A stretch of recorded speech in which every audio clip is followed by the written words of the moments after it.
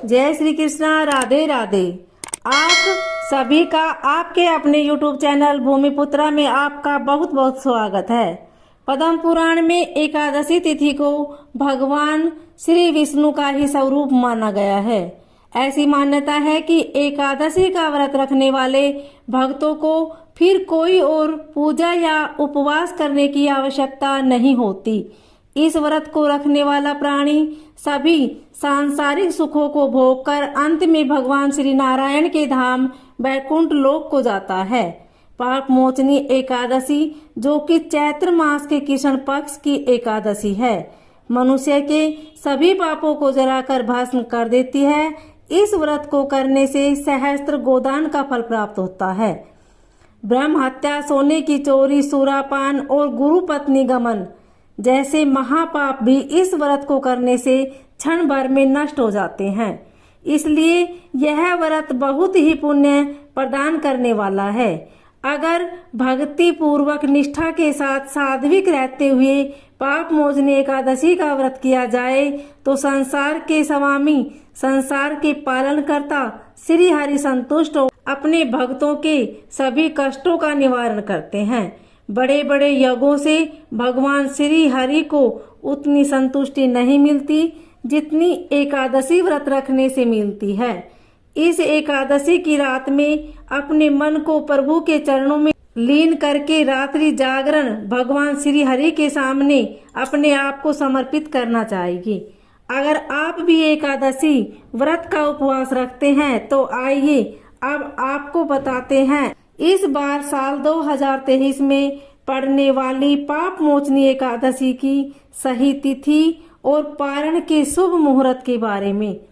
क्योंकि कोई भी व्रत हो, यदि आपकी तिथि शुभ मुहूर्त की सही जानकारी न हो तो ऐसे में रखा गया व्रत अधूरा माना जाता है।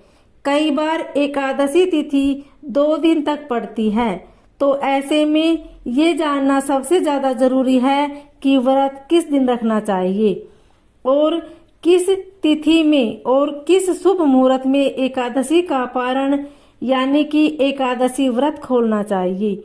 इस बार साल 2023 में 18 मार्च शनिवार के दिन पाप मोचनी एकादशी है और एकादशी का उपवास भी इसी दिन रखा जाएगा। इसी दिन सभी वैष्णव संप्रदाय के लोग या इस कौम से जुड़े हुए लोग भी व्रत रखेंगे। एकादशी तिथि प्रारंभ होगी 17 मार्च शुक्रवार की दोपहर 2:08 से, जिसकी समाप्ति होगी 18 मार्च शनिवार सुबह 11:14 पर।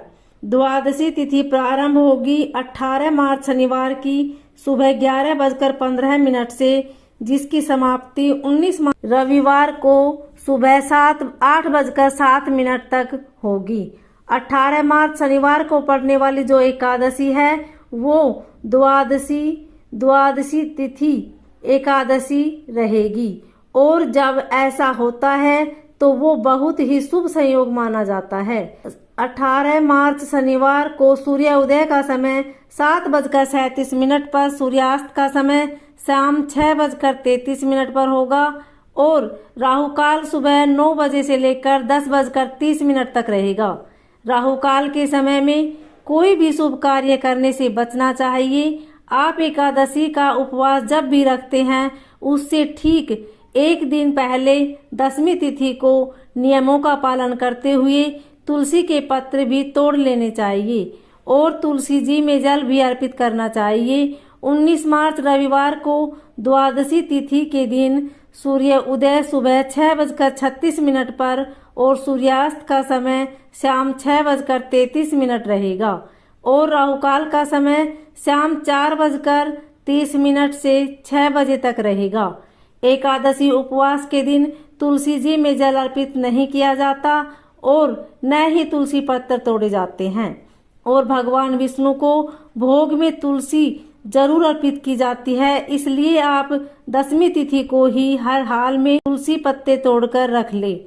और रविवार के दिन द्वादशी तिथि है तो इस दिन भी जल अर्पित नहीं किया जाएगा। 19 मार्च रविवार को आप एकादशी का उपवास खोल सकते हैं। सुबह 6:37 से लेकर 8:07 तक। ध्यान रखें कि 8:07 के बाद से त्रयोदशी तिथि प्रारंभ हो जाएगी, इसलिए आप इस समय के अंदर अंदर अपना उपवास हर हाल में खोल ले। दशमी तिथि को किया गया भोजन शुद्ध सात्विक होना चाहिए। दशमी तिथि के सूर्यास्त के बाद अन्न ग्रहण नहीं किया जाता। मन में धारणा करके सोए कि अगले दिन आप एकादशी का उपवास रखेंगे। फिर एकादशी के दिन सुबह सूर्य उदय से पहले उठकर स्नान करके भगवान विष्णु के समक्ष बैठकर व्रत का संकल्प ले। पूजा करे, आरती करे, भगवान को भोग लगाए, व्रत की कथा पढ़े सुने, दिन भर उपवास रखे। शाम को यदि आप निराहार नहीं रह सकते तो एक समय फलाहार ग्रहण कर सकते हैं।